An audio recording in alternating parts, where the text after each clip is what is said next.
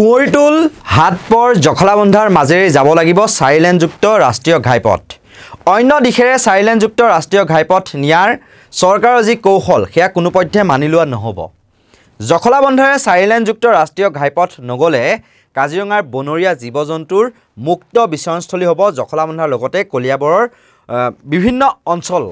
আৰু সেয়েহে হাতে হাতে বেনাৰ পোষ্টাৰ লৈ ASU AGYCPকে ধৰি বিভিন্ন জাতীয় দল সংগঠনৰ সহযোগত 4 লেনযুক্ত ৰাষ্ট্ৰীয় ঘাইপথ নিৰ্মাণৰ দাবী সমিতিয়ে তীব্ৰ প্ৰতিবাদ সাব্যস্ত কৰে। কলিয়াবৰ তিনিআলিৰ পৰা নুমলীগড়লৈকে যি নিৰ্মাণ হ'বলগীয়া 4 লেনযুক্ত ৰাষ্ট্ৰীয় ঘাইপথটো সেয়া কলিয়াবৰ তিনিআলিৰ পৰা অন্য দিশেৰে ৰাষ্ট্ৰীয় ঘাইপথ প্ৰাধিকৰণে বাইপাছ কৰি নিয়াৰ যি গভীৰভাৱে ষড়যন্ত্ৰ কৰিছে তাৰ প্ৰতিবাদত কলিয়াবৰ ৰাজহ চক্ৰ বিষয়া কাৰ্যালয় ঘেৰাও কৰে প্ৰতিবাদকাৰী। আমি 4 লেন দাবী সমিতি আৰু লগতে আমাৰ ছাত্ৰ সন্থা আৰু AGYCPৰ লগতে বিভিন্ন দল সংগঠনে একত্ৰিতভাৱে কলিয়াবৰবাসী ৰাইজে আমি প্ৰতিবাদ কৰিবলৈ বাধ্য হৈছোঁ। আমাৰ এটাই দাবী যে 4 লেনটো কলিয়াবৰ তিনিআলিৰ পৰা কুঁৱৰীটোল হাটবৰ আৰু জখলাবন্ধাৰ মাজেদি যাবই লাগিব। এটা আমাৰ স্পষ্ট দাবী। আমি গম পাইছোঁ যে ষড়যন্ত্ৰমূলকভাৱে ইয়াক বাইপাছ কৰি নিয়াৰ এটা কুচকাৱাজ চলি আছে। এইখিনি কথা আমি ৰাইজে কেতিয়াও মানি নলওঁ, কাৰণ কেন্দ্ৰীয় চৰকাৰৰ যিটো নিৰ্দেশনা আছে নিৰ্দেশনা মতে এক্সিষ্টিং ৱেত আমাৰ 4 লেনটো যাব লাগে বুলি স্পষ্টকৈ আছে। আৰু লগতে বন বিভাগৰ ফালৰ পৰা তেওঁলোকে ক্লেৰিফিকেশ্যনটো সেইটো হিচাপতে পাইছে যে এক্সিষ্টিং ৱেটোক 4 লেন কৰিব লাগে।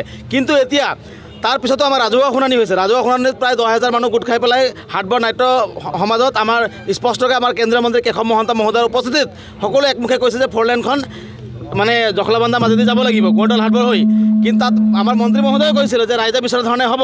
মাজতে মুখ্যমন্ত্ৰী মহোদয় কলিয়াবৰলৈ আহিলে, তেখেতেও একেখিনি কথাকে দোহাৰিলে যে ৰাইজে বিচৰা ধৰণে 4 লেনখন যাব। কিন্তু আজি কি কাৰণে আৰু কাৰ স্বাৰ্থত চক্ৰান্তমূলকভাৱে 4 লেনখন অন্য দিশেদি নিবলৈ ষড়যন্ত্ৰ কৰা হৈছে আৰু স্থানীয় ৰাইজক পেটে ভাতে মৰাৰ ষড়যন্ত্ৰ কৰা হৈছে, এইটো কথা আমি বুজিব পৰা নাই। আমাৰ দাবী যে 4 লেনখন কুঁৱৰীটোল হাটবৰ হৈ জখলাবন্ধাৰ মাজেদি যাব লাগিব। কাৰণ চাওক, অন্য ঠাইৰ 4 লেন আৰু ইয়াৰ 4 লেনৰ মাজত পাৰ্থক্য আছে। ইয়াৰ 4 লেনত মানুহৰ জীৱন জীৱিকাৰ কথা আছে। ইয়াত যদি 4 লেনটো বেলেগ ফালৰ পৰা নিয়া হয় তেনেহ'লে কুঁৱৰীটোল হাটবৰ জখলাবন্ধাৰ বিস্তীৰ্ণ অঞ্চল কাজিৰঙালৈ পৰ্যবেক্ষিত হ'ব, জীৱ জন্তু চৰণীয়া পথাৰ হ'ব। ৰাইজে এইটো কথা বুজি পাইছে আৰু সেইকাৰণে আজি দলে বলে ৰাইজ ওলাই আহিছে। তাৰ উপৰিও এই কুঁৱৰীটোল হাটবৰ জখলাবন্ধাকে কেন্দ্ৰ কৰি জীৱন জীৱিকা চলাই থকা লাখ লাখ পৰিয়ালৰ ভৱিষ্যত কি হ'ব? কাৰণ চৰকাৰতো কৰ্মসংস্থাপন সৃষ্টি কৰিব পৰা নাই। গতিকে মানুহক পেটে ভাতে মৰাৰ ষড়যন্ত্ৰটো বন্ধ কৰিব লাগে। কলিয়াবৰ তিনিআলিৰ পৰা জখলাবন্ধা চহৰৰ মাজেদি যি 4 লেনযুক্ত পথেৰে যি পথটি তেওঁলোকে এটা বেলেগ এলাইনমেণ্ট সৃষ্টি কৰি পেলাই বেলেগ এটা বাটেদি লৈ যাব বিচাৰিছে, এই কথাটো আমি কোনোপধ্যেই মানি নলওঁ। চৰকাৰে ৰাজহুৱা শুনানি কৰিছে। ৰাজহুৱা শুনানিত কলিয়াবৰ ৰাইজে দল সংগঠনে স্পষ্টভাৱে কৈছে যে জখলাবন্ধা চহৰৰ মাজেৰে 4 লেনযুক্ত পথলে বৰ্তমানৰ ৰাষ্ট্ৰীয় ঘাইপথ মানি ল'ব লাগিব। এই কথা আমি কেতিয়াও মানি নলওঁ। তেওঁলোকে মনে মনে চোৰৰ নিচিনাকৈ বেলেগ এটা এলাইনমেণ্ট সৃষ্টি কৰিব, এই কথাটো আমি কিয় মানি ল'ম? আমাৰ এটাই কথা স্পষ্ট, কলিয়াবৰ তিনিআলিৰ মাজেৰে জখলাবন্ধা চহৰৰ মাজেদি 4 লেনযুক্ত পথলৈ উন্নীত হ'ব লাগিব। হাজাৰ হাজাৰ ব্যৱসায়ী থকা এই ব্যৱসায়ীসকল সুৰক্ষা দিব লাগিব। ইয়াত অকল ব্যৱসায়ীৰ কথা জড়িত হৈ থকা নাই, ইয়াত কেইবাটাও পৰিয়ালৰ কথা জড়িত আছে, জীৱন আৰু জীৱিকাৰ কথা জড়িত হৈ আছে।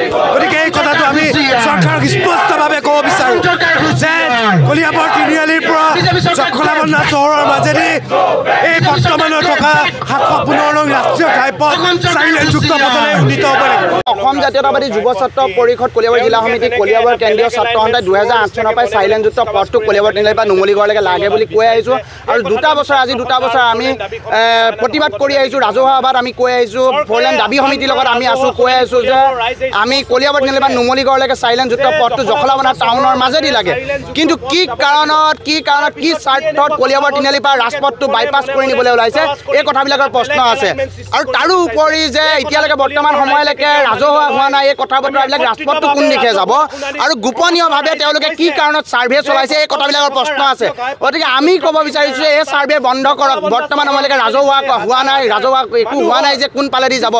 আৰু কোনো কাৰণত মানি লোৱা নহ'ব যে 4 লেনযুক্ত পথটো বাইপাছ কৰি নিবলৈ দিয়া নহ'ব। কাৰণ ইয়াত অকল ব্যৱসায়ীৰ কথা নাই, 5,000 10,000 মানুহৰ কথা ঘটনা ইয়াত প্ৰত্যক্ষ পৰোক্ষভাৱে 30,000-40,000 মানুহ এই জখলাবন্ধা চহৰখনৰ লগত জড়িত হৈ আছে বিভিন্ন ক্ষেত্ৰত গতিকে এই কথাবিলাকক আমি সকীয়াই দিছোঁ গোপনে চলা ষড়যন্ত্ৰ কোনো কাৰণত মানি লোৱা নহ'ব এই আমাৰ ফ'ৰলেন দাবী সমিতিৰ স্পষ্ট কথা তেওঁলোকৰ যি ষড়যন্ত্ৰ এই ষড়যন্ত্ৰকাৰীসকলক আমি এই মঞ্চৰ পৰাই সকীয়াই দিছোঁ কোনো কাৰণত মানি লোৱা নহ'ব আৰু 2026লৈকে যদি এই কথা স্পষ্ট নহয় তেনেহ'লে ফ'ৰলেন দাবী সমিতিয়ে এই কথা স্পষ্ট কৰে যে কলিয়াবৰত 2026 চনত নিৰ্বাচন বৰ্জন কৰিব এই কথা স্পষ্ট আৰু কলিয়াবৰ ৰাজচক্ৰ বিষয়াৰ জৰিয়তে অসমৰ ৰাজ্যপাললৈ আজি এখন স্মাৰকপত্ৰ প্ৰেৰণ কৰে ফ'ৰলেন দাবী সমিতিয়ে আৰু এটা কথা এইখিনিতে উল্লেখ কৰি থওঁ যিদৰে কুৱৈতল হাটবৰ বা জখলাবন্ধাৰ মাজেৰে চাৰিলেনযুক্ত যিটো ৰাষ্ট্ৰীয় ঘাইপথ নগৈ যদি বাইপাছ হৈ অন্য দিশেৰে লৈ যায় তেতিয়াহ'লে সেই অঞ্চলটোত বনৰীয়া যি জীৱ জন্তু তাৰ মুক্ত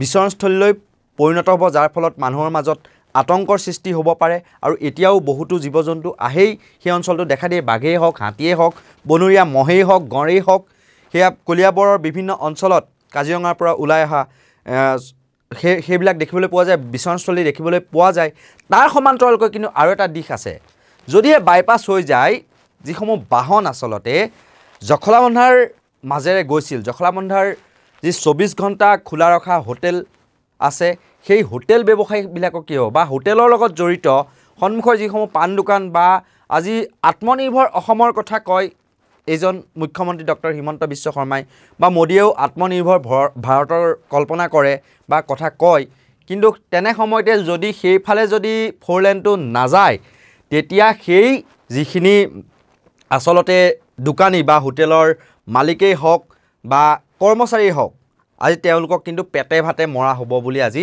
আশংকা প্ৰকাশ কৰিছে আৰু সেয়েহে এই যিটো তেওঁলোকৰ আচলতে দাবী সেই দাবী নিশ্চয়কৈ ইয়াত যুক্তি নথকা নহয় আৰু সেয়েহে কুৱৈতল হাটবৰ আৰু জখলাবন্ধা মাজৰেই যি চাৰিলেনযুক্ত ৰাষ্ট্ৰীয় ঘাইপথ সেইটো যাব লাগিব বুলি দাবী উত্থাপন কৰি আজি এনেদৰে প্ৰতিবাদী কাৰ্যসূচী ৰূপায়ণ কৰে চাৰিলেনযুক্ত ৰাষ্ট্ৰীয় ঘাইপথ দাবী সমিতিয়ে